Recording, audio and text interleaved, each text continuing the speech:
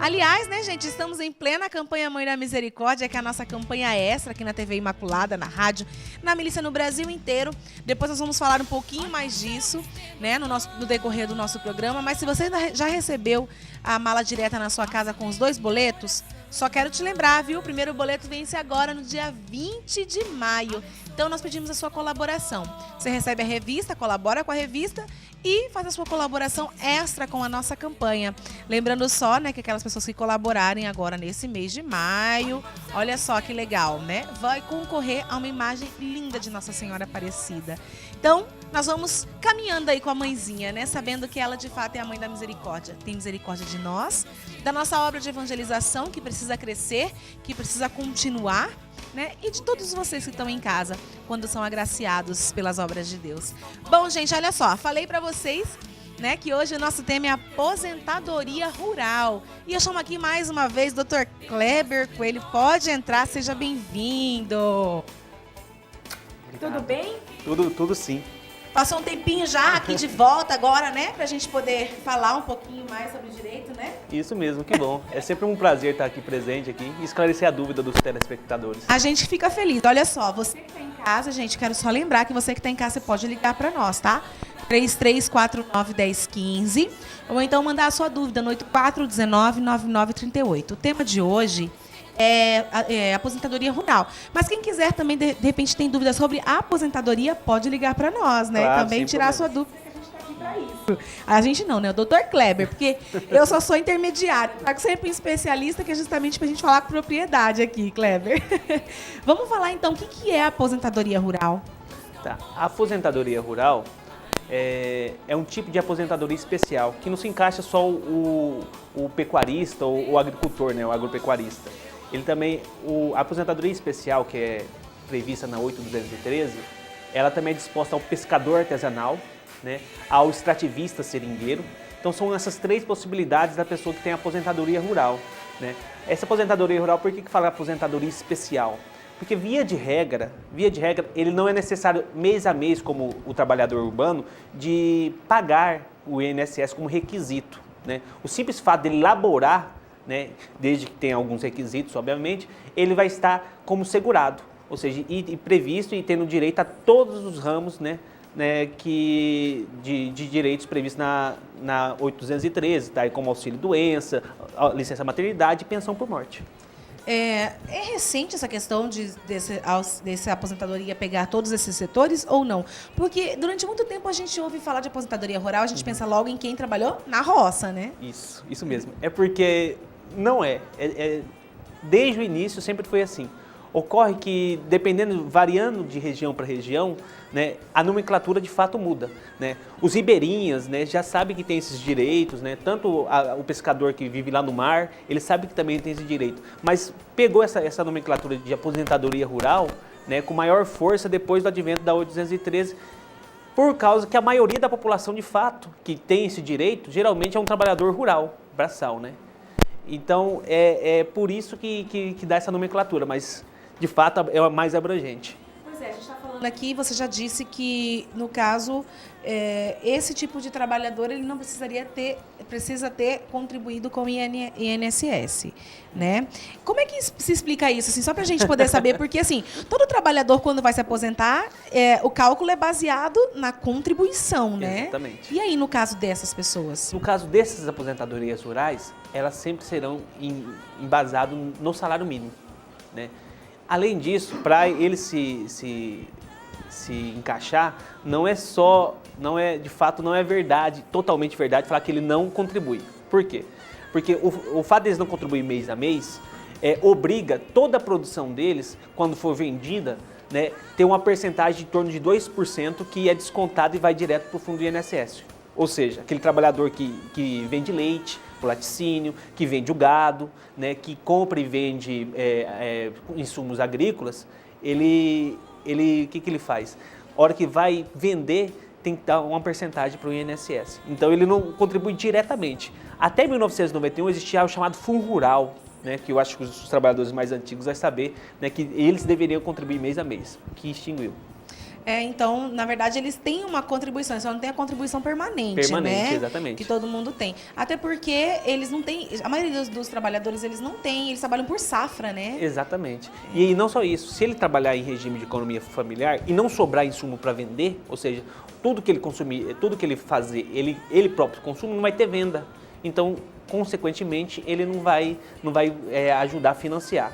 Isso aí é uma forma de contrapartida para aquele pequeno trabalhador, né? É uma forma até quase social para ajudar e manter ele no campo, que é interesse do Brasil, a questão política. Então é por isso que, por exemplo, assim, o que tem a ver então a questão da comprovação da atividade rural, né, exercida sob o regime de economia familiar? Isso. Porque você falou de economia familiar, dessa questão da constância na colaboração, da contribuição com o INSS, né? O que tem a ver isso uma coisa com a outra? Vamos lá.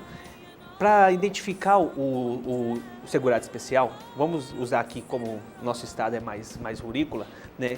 São alguns requisitos. Ele tem que estar morando na área rural ou pode estar morando na área urbana desde que ele sobreviva na área rural, né? Ele tem que ser possuidor. Então ele não precisa estar morando dentro da fazenda. Não, eu posso simplesmente residir aqui em Campo Grande, mas todo dia eu tenho que me deslocar, ou algumas vezes por semana, e eu necessito para a sobrevivência daquele trabalho rural. A fazenda ou o sítio tem que ter no máximo 4 módulos fiscais. 4 módulos fiscais é muito difícil porque varia de estado para estado. Tá? Como que é isso? Explica pra gente. Então, pra gente poder entender, porque às vezes quem está em casa fala esses termos mais técnicos, assim fica difícil de entender. De estado para estado varia quantos módulos fiscais. Pode ser o sítio pode ser no máximo 60, tem outros que é 500, outros é 1.000. Então varia de estado para estado. Via de regra, ele tem que ter uma propriedade. Ou ser possuidor, ou ser comodatário, ou ser assentado, ele tem que ter. Esse é um requisito. Além disso, ele tem que ter em regime de economia familiar, ou seja, ou ele mesmo trabalha sozinho, ou ele e os familiares dele. Ele pode ter um trabalhador eventual, um terceiro que trabalha na fazenda, eventual, no máximo 120 dias por ano. Ou seja, ele não pode ter um trabalhador. A pessoa que tem um trabalhador permanente na fazenda, ele descaracteriza o segurado especial e ele é obrigado a contribuir se ele quiser se aposentar. No caso, por exemplo, de um caseiro? Exatamente. Por muita gente não sabe que você contratar uma pessoa o ano inteiro como um caseiro, como ela bem disse, você sai do segurado especial. Porque a lei é bem clara ao informar que você pode contratar uma pessoa no máximo 120 dias por ano.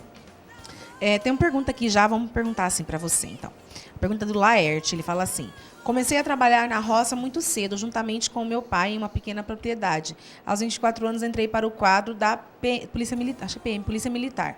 Entrei na Justiça para averbar este tempo com testemunhas e documentos. Fato reconhecido na Justiça, porém o INSS entrou com recurso pedindo ressarcimento. O pior, que referente a 10% do que eu ganho hoje. Não tenho como pagar e não tive, não entendo. O trabalhador rural não tem esse salário.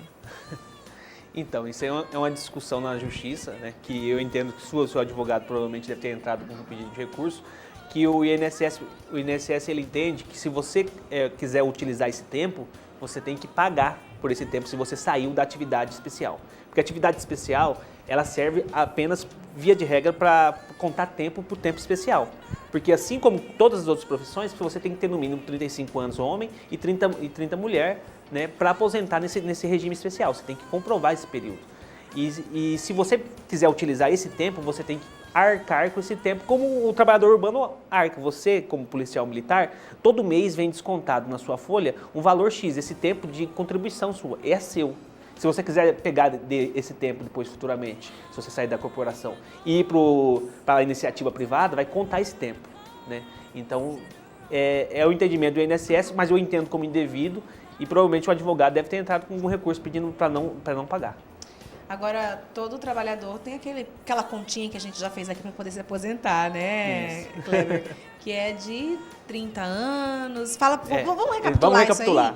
E aí depois a gente fala com relação ao trabalhador rural. Isso. O geral, 30 anos mulher e 35 homens. Existem algumas aposentadorias especiais que pode ser menos, né? Exemplo, a professor, que é 30 homem e 25 mulher, e assim sucessivamente. Depende a exposição dela de atos perigosos ou insalubres. E aí no trabalhador rural, o trabalhador rural ele tem pega uma no geral. diferenciação? Não, ele pega no geral também, via de regra, 30 anos e 35. Mas a idade dele diminui. que é 55 mulher e 60 homem.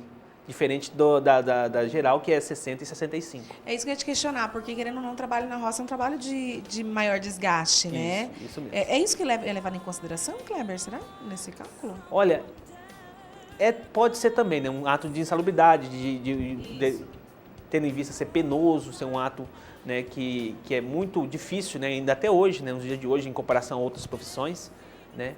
Isso com certeza é levado em consideração. Outra forma também é a questão da política brasileira, né? De valorizar o trabalhador do campo, né?